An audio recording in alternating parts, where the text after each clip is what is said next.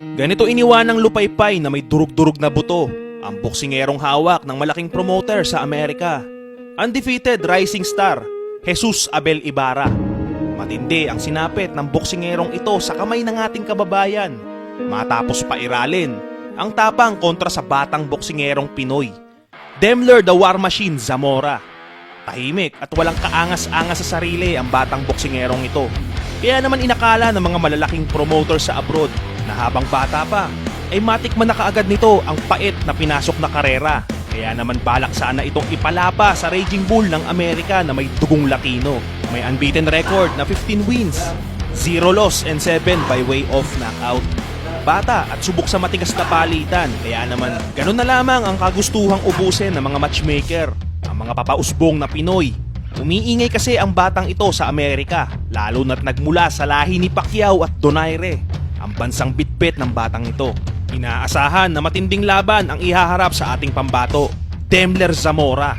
Isa ito sa napakagandang matchmake na naganap dahil ang di alam ng karamihan, matindi rin ang kartadang bitbit ni Zamora. May overall record na 11 wins, 0 loss and 9 by way of knockout. May bansag itong The War Machine dahil kung gera ng kamao ang pag-uusapan, bitbit ang bandilang Pinas ay nakahanda itong paulanan ng mga loaded power punch ang sino mang lulupig sa lahing Pinoy. Ating panoorin at saksihan kung paano muling nagpapakilala sa makabagong panahon ang The War Machine ng mga Pilipino, Demler the Power Puncher Zamora. So this is the rising superstar ng Pilipinas na nasa Amerika, Demler Zamora. Ating siya sa atin kung paano ba kumilos ang tinaguriang Malakay Soto, no? May Kay Soto ng basketball. Ito Kay Soto ng boxing ng Pilipino. Kasi nasa Amerika na. Maganda yung naghihintay sa kanya ron ng mga matchmaking. And syempre undefeated. 20 anyos ang edad at tinaguriang The War Machine. So ang tanong, bakit War Machine ang tawag sa kanya? Ang siya sa atin ang kilos nito at karakas.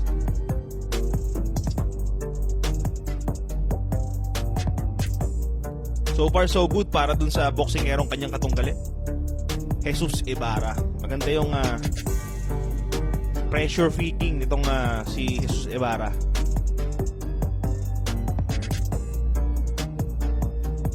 Nice left by Zamora.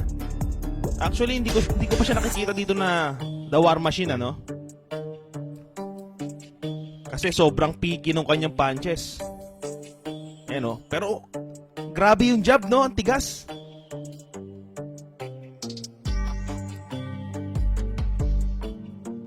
Yun ang gusto kong alamin kung bakit The War Machine ang tanyag sa kanya. Pero isa sa mga nagustuhan ko rito kay Demler Zamora, yung kanyang range. Using his jab. Grabe yung jab niya eh. Oh, what a move by Demler Zamora. Ito yung mga napansin ko kay Demler, no? Yung mga malalakas sa kanya, yung jab, and at the same time yung kanyang left. Grabe yung mga kaliwa niya rin, yun. Bang! Actually, naaalala ko yung Jorge Arce dito kay Jesus Ibarra. Sobrang pressure fighter na may pagka Diego Magdaleno. Yun yung moves nito ni Ibarra. Pinaghalo. Matalino at the same time, Arce gumalaw eh. Kung mam-pressure eh. Pero mas the best yung ginagawa ni Demler Zamora dito. Makikita mo sa kanya yung pagiging matalino sa ilalim, sa ibabaw ng ring. Nice job by body punches by Zamora. Pang! Grabe. Kala mo kinasang shotgun eh. Pak! Talagang nayanig si si Jesus Ibarra. Hirap na hirap tumayo. Ayan, groggy pa. So, grabe yung 1-2 doon ni Demler Zamora. Actually, hindi siya the machine eh, no? Para sa akin, shotgun eh. Yun yung kaliwa. Nakakatakot yung kaliwa ni Demler pala talaga. Ayun yung mga nakakatakot sa mga Pilipino, no? Yung kaliwa. Donaire, Pacquiao, and then this upcoming superstar ng Pilipino, Demler Zamora. Nakakatakot yung kaliwa, no? 1-2, yun ang pinaka nagustuhan ko kay Demler Zamora, yung 1-2 combination. Then yung kanyang pamatay rito, yung kaliwa niya, grabe kanina. Kala mo yun yung yumanig kay Hatton, no? Yung mga ganong suntok. Oo, yan na naman yung kaliwa.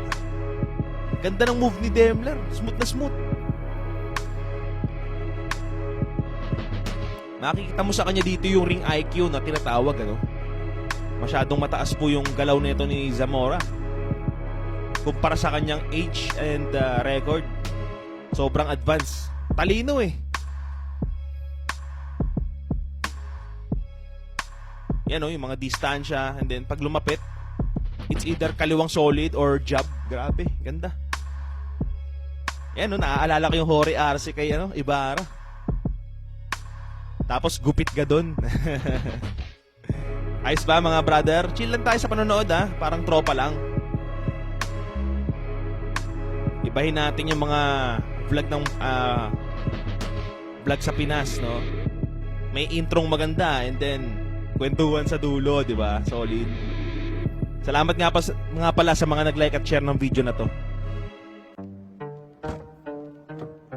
Yan na naman yung kaliwa. Grabe talaga si Demler. Kakaiba yung distance at saka karakas nung kaliwa niyan. Grabe. Yun ang napapatanong ako, bakit The War Machine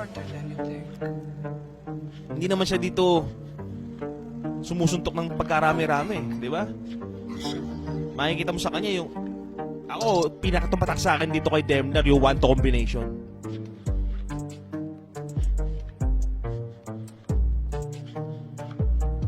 Gusto ko yung distansya niya rito. Talagang minamaximize niya. Then hindi siya nagmamadali, no? Once na nakatama sa kalaban. Tamang chill lang. Relax na relax lumaban. So hindi umubra sa kanya yung mga ganitong estilo. Wow, nice. Ang galing lumusot doon ni Demler, no? Na-corner kasi siya ron. And bagay na nakita ko kay Demler, maganda yung laro niya sa distansya. Yung dinadala sa ring. Sa gitna, ang fight. Oh! Grabe yung kaliwa, wala na to. Hindi na to babangon.